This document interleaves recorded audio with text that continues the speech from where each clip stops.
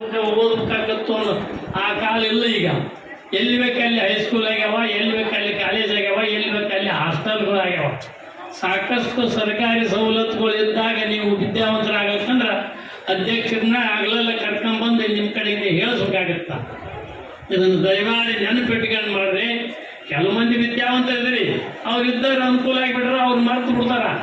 ಈ ಕಾಲದಲ್ಲಿ ಅಲ್ಲಿಂದ ಬಂದೀನಿ ಅನ್ನೋದು ಮರ್ತು ಬಿಡ್ತಾರೆ ಈ ಕಾಲದಾಗ.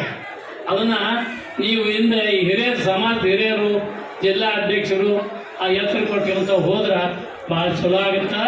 ನಿಜವಾಗಿ ಹಡಪದ ಅಪ್ಪಣ್ಣನ ಬಗ್ಗೆ ಒಂದೆರಡು ಮಾತು ಹೇಳ್ತೀನಿ ಉಪನ್ಯಾಸಕರಿಗೆ ಅದರ. ಆದರೂ ನನಗೆ ಒಂದು ಕಳಕಳಿ ಅಪ್ಪಣ್ಣ ಸಮಾಜ. ಈ ಸಮಾಜ ಬಸವಾದಿ ಶರಣರೊಳಗೆ ಅತ್ಯಂತ ಶ್ರೇಷ್ಠವಾದ ಸಮಾಜದ ಕೊಡುಗೆ ಅಂದ್ರೆ ಈ ಹಡಪದ ಸಮಾಜದವರು. 770 ಮಂದಿ ಅಮರಗಣಗಳಿದ್ದಂತೆ 12ನೇ ಶತಮಾನದಾಗ. ಹೆಚ್ಚಿಗೆ ಸಮಾಜದವರು 5 ಮಂದಿ ಶರಣರು ಹಡಪದ ಸಮಾಜದವರು ಆಗಿನ ಕಾಲಕ್ಕಿದ್ರು. 5 ಮಂದಿ. ದಯಮಾಡಿ ನೆನಪಿಟ್ಕೊಳ್ರಿ. ಇಂಥವ್ರು ಆಗಿನ ಕಾಲಕ್ಕೆ ವಚನ ಬರೆದವರು ಹೇಳಿದ್ರಲ್ಲ, ಅಷ್ಟು ವಚನ ಬರೆದಾರ ಇಷ್ಟು ಅಲ್ಲ, ಅವರೆಲ್ಲರೂ 5 ಮಂದಿ ಹೆಸರು ಹೇಳ್ತೀನಿ, ಸ್ವಲ್ಪ ನೆನಪಿಟ್ಕೊಂಡ್ಬಿಡ್ರಿ ದಯಮಾಡಿ. ಮೊದಲನೇದು ಹಡಪದ ಅಪ್ಪಣ್ಣವರು, ಅವ್ರ ಪುಣ್ಯಶ್ರೀ ಲಿಂಗಮ್ಮನವರು. ಇಬ್ಬರು ಬಿಜಾಪುರ ಜಿಲ್ಲಾದವರು, ಬಾಗೇವಾಡಿ ತಾಲೂಕದವರ. ಅದೊಂದು ವಿಚಿತ್ರ ಸಂಘ time. Marriages are made in the heaven ಅಂತೆ, ಏನು ದೇವಲೋಕದಾಗ ಮದುವೆ ಆಗ್ತದೆ. ಅಲ್ಲೇ ಇದ್ದರು ಅವರು ಪರದೇಶಿ. ಲಿಂಗಮ್ಮ ತಂದೆಲ್ಲ ತಾಯಿಲ್ಲ ಸತ್ತು ಹೋಗಿಬಿಟ್ಟಿರ್ತಾಳ.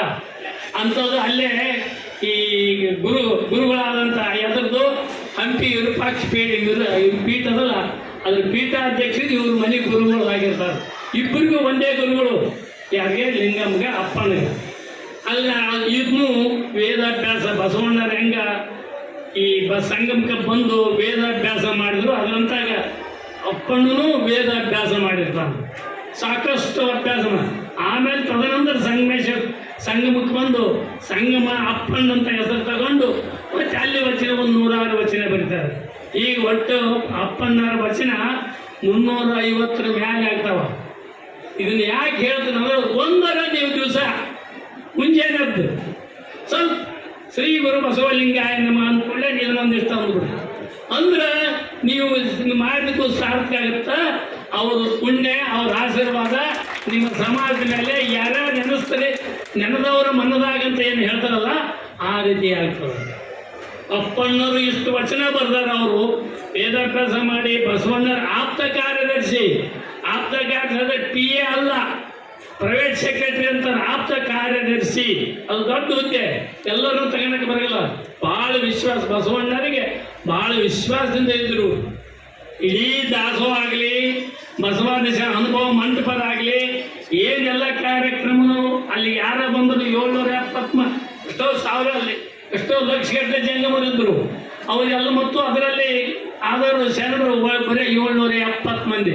ಅವರೆಲ್ಲರಿಗೂ ಸಂಪರ್ಕ ಮತ್ತು ಅವ್ರ ಹಿರೇತನ ಅಪ್ಪಣ್ಣವ್ರಿಗೆ ತತ್ತು. ಅಪ್ಪಣ್ಣ ಹೇಳಿದಾಗ ಮುಂದೆ ಬಸವಣ್ಣ ಅಲ್ಲಿ ಹೋಗೋದು. ಅಷ್ಟು ಹೋಗ್ತು ಅಧಿಕಾರ ಇಟ್ಕೊಂಡಿದ್ರು, ಅಷ್ಟು ಬುದ್ಧಿವಂತರಿದ್ರು, ವಿದ್ಯಾವಂತರಿದ್ರು, ಆಚರಣೆ ಇತ್ತು. ಇದನ್ನ ಆಚರಣೆಗೆ ಪ್ರಧಾನವಾದ ಸಮಾಜ ಯಾವುದಂದ್ರೆ ಹಡಪದ ಸಮಾಜ. ಅವರ ನಿಜವಾಗಿ ಕಳಕಳಿಯಿಂದ ಬಹಳ ಮಾತನಾಡಿದ ಜಿಲ್ಲಾಧ್ಯಕ್ಷರು ಅವನ ಮೆಲುಕು ಹಾಕಿರಿ.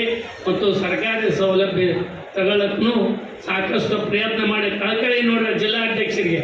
ಶಾಸಕರು ಬಂದು ಇಲ್ಲೇ ಕೆಲಸ ಆಗೋದಂತೇಳಿ ಹೇಳ್ಕೊಂಡು ಆ ರೀತಿ ಮಾತಾಡಿದ್ರು. ಆ ನಿಜವಾಗಿ ನೀವು ಒಂದು ಸಮಾಜದ ಪುಣ್ಯಾತ್ಮರು.